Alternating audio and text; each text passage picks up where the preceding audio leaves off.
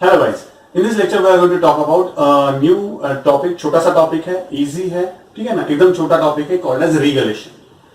ये एक प्रॉपर्टी है रिगलेशन रिलेटेड टू द हीट, ठीक है ना, हीट से रिलेटेड एक प्रॉपर्टी है। ठीक से देखना। कंसिडर करो एक आइस लैब है, ठीक है ना, आइस लैब है। आपके बुक में जो भी एक्सपेरिमेंट दिया है उसके बारे में पहले एक्सप्लेन करता हूं, then will talk about it later, ठीक है ना। सो एक आइस लैब है, तो क्या किया, इस आइस लैब पर से एक स्ट्रिंग ले ली, इधर से मैंने उसको डाल दिया।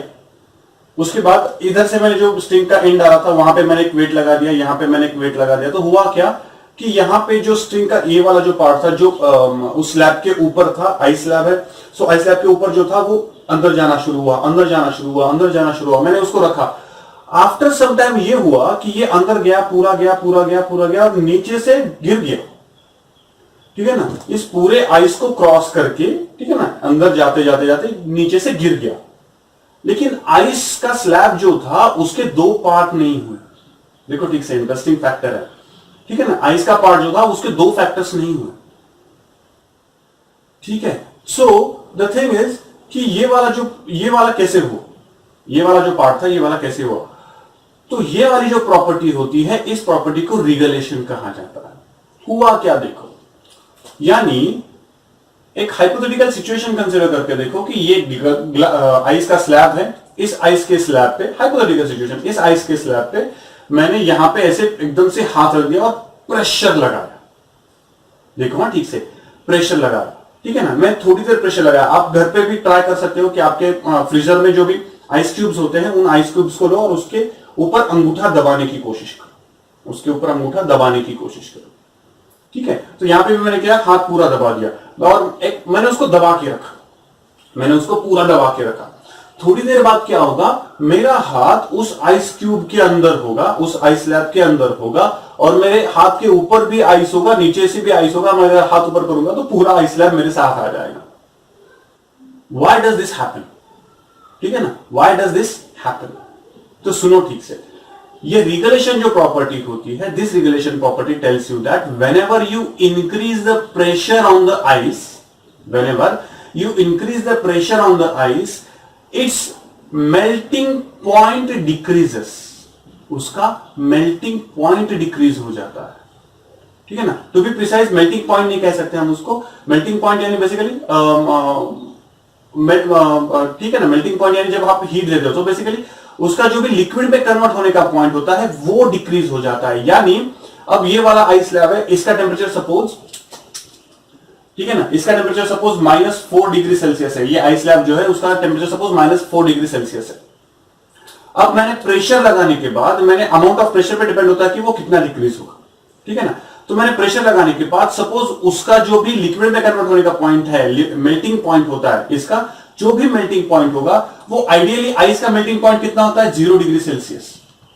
लेकिन मैंने प्रेशर लगाने की वजह से उसका मेल्टिंग पॉइंट नीचे चला गया और वो सपोज हो गया -5 डिग्री सेल्सियस, ठीक है। देखो ठीक से, कितना हुआ, -5 डिग्री सेल्सियस। ये पूरा का पूरा आइस स्लैब जो है, उस आइस स्लैब में से मैंने बस ये वाला जो पार्ट था, इस वाले पार्ट पे मैंने प्रेशर लगाया। तो ये वाला जो पार्ट था, बीच वाला जो पार्ट है, उस वाले पार्ट का मेल्टिंग पॉइंट कितना हो गया, -5 डिग्री सेल्सियस। अब ये वाला जो पार्ट है, इसके आजू बाजू वाला जो आइस है, उस पर तो प्रेशर नहीं है, उसकी वजह से वो मेल्ट नहीं होगा, लेकिन उसका टेम्परेचर कितना है, -4 डिग्री सेल्सियस। ये अंदर वाला जो पार्ट है, अंदर वाला जो पार्ट है, उसका मेल्टिंग पॉइंट डिक्रीज हुआ, उसका टेम्परेचर नहीं है, उसका मेल्टिंग पॉइंट डिक्रीज हो गया। वो कितना हुआ, -5 डिग्री सेल्सियस हो गया। और उसके आजू बाजू वाला जो आइस है, जहां पे प्रेशर नहीं है, उसका मेल्टिंग पॉइंट कितना, सॉरी, उसका टेम्परेचर कितना है, -4 डिग्री सेल्सियस। अगर -4 डिग्री सेल्सियस उसका टेम्परेचर है और वो जो प्रेशराइज्ड आइस है उसका अगर मेल्टिंग पॉइंट -5 डिग्री सेल्सियस, तो ये टेम्परेचर उससे ज्यादा है। तो ऑब्वियसली होता क्या है कि ऑब्वियसली ये वाला जो पार्ट होता है, प्रेशराइज्ड जो आइस वाला जो पार्ट है ना, वो बन जाता है liquid, because it get melt, because उसके मेल्टिंग पॉइंट से ज्यादा टेम्परेचर है उसके आजू बाजू में। -5 से -4 बड़ा है ना, ठीक है। सो इसके आजू बाजू वाला जो टेम्परेचर है वो टेम्परेचर है -4 डिग्री सेल्सियस, इसका मेल्टिंग पॉइंट बन गया -5 डिग्री सेल्सियस। तो ऑब्वियसली इस टेम्परेचर की वजह से ये आजू बाजू वाला जो टेम्परेचर कितना है, -4 डिग्री सेल्सियस है। तो इसकी वजह से हुआ क्या कि ये अंदर वाला जो पार्ट था वो हो गया मेल्ट। ये क्यों मेल्ट हो गया, बिफोर 0 डिग्री सेल्सियस क्यों मेल्ट हो गया, because regelation tells you that whenever you increase the temperature, sorry, whenever you increase the pressure on the ice, ठीक है ना, whenever you increase the pressure on the ice, its melting point decreases, उसका melting point decrease हो जाता है। यानी ideally वो 0 degree पे मेल्ट होना चाहिए, लेकिन अब क्या करता है वो -5 डिग्री पे भी मेल्ट होना शुरू हो जाता है, -5 डिग्री पे ही मेल्ट होना शुरू हो जाता है। ये प्रोसेस जो होती है रिगलेशन होता है। अब यानी हुआ क्या, देखो मैंने यहां पे प्रेशर अप्लाई किया, यहां का मेल्टिंग पॉइंट हो गया -5 डिग्री सेल्सियस, उसके आजू बाजू वाला आइस जो था उसका टेम्परेचर है -4 डिग्री सेल्सियस, तो ऑब्वियसली ये वाला जो पार्ट होगा उसके मेल्टिंग पॉइंट से आजू बाजू में टेम्परेचर ज्यादा है, तो वो मेल्ट हो जाएगा। ये मेल्ट होते ही मेरा हाथ अंदर चला गया, जैसे ही मेरा हाथ अंदर चला गया मेरे हाथ के ऊपर पानी आ जाएगा। ऑब्वियसली जैसे जैसे मेरा हाथ अंदर जाएगा वैसे वैसे जो भी मेल्ट हुआ है इस वाले पार्ट में जो भी मेल्ट हुआ है वो मेरे हाथ के ऊपर आ जाएगा। जैसे ही मेरे हाथ के ऊपर आ जाएगा उसका मेल्टिंग पॉइंट तो डिक्रीज हो गया, लेकिन उसका टेम्परेचर अभी भी -4 डिग्री सेल्सियस है। वो जो लिक्विड में कन्वर्ट हुआ, ये वाला जो प्रेशराइज्ड आइस था वो जो लिक्विड में कन्वर्ट हुआ, वो लिक्विड में कन्वर्ट क्यों हुआ, मेल्टिंग पॉइंट डिक्रीज होने की वजह से, लेकिन उसका टेम्परेचर अभी भी -4 डिग्री सेल्सियस का ही है।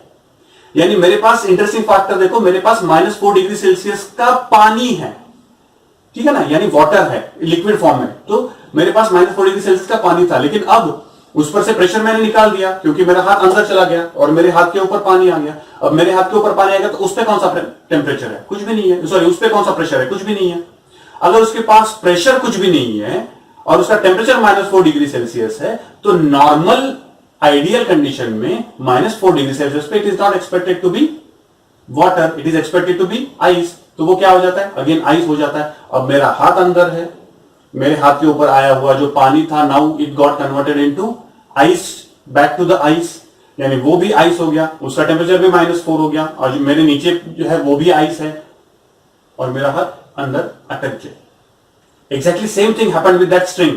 वो स्ट्रिंग जो थी, उस स्ट्रिंग में जो भी एरिया था उस एरिया पे प्रेशर अप्लाई किया, उसकी वजह से उसका मेल्टिंग पॉइंट डाउन हो गया, उसका मेल्टिंग पॉइंट डाउन होने की वजह से it got converted into water, it got converted into water. तो वो स्ट्रिंग जो थी वो नीचे चली गई, जैसे ही नीचे चली गई वो वाटर था वो उसके ऊपर आ गया, उसके ऊपर का प्रेशर चला गया था, सो वो that water which has lower temperature but got converted into the water due to the pressure, ठीक है ना, वो उसके ऊपर आ गया and again it got converted into ice. यानी वो स्ट्रिंग क्या चली गई, यानी वो string slowly slowly slowly slowly नीचे जाती है, नीचे से निकल जाएगी, लेकिन वो पूरा का पूरा आइस इंटैक्ट रहेगा। ये जो प्रोसेस है, इस प्रोसेस को रिगलेशन की वजह से किया जाता है। So what is the regelation? Regelation means lowering the melting point of the ice, lowering the melting point of the ice due to application of the force is called as regulation. कुछ जो लोग mount Everest की trekking करने के लिए जाते हैं, mount Everest चढ़ने के लिए जाते हैं, कुछ अनफॉर्चुनेट इवेंट्स की वजह से कभी कभी क्या हो जाता है कि some people die over there, कुछ लोग अनफॉर्चुनेट इवेंट्स की वजह से वहां पे डाई हो जाते हैं, ठीक है ना। तो उनकी जो डेड बॉडी है, वो डेड बॉडीज, ठीक है ना, अगर सपोज इट्स नॉट पॉसिबल, ठीक है ना, कि वो वापस लेके आ सके, जा सके, तो अनफॉर्चुनेट इवेंट के उसको वहीं पे छोड़ के आना पड़ता है।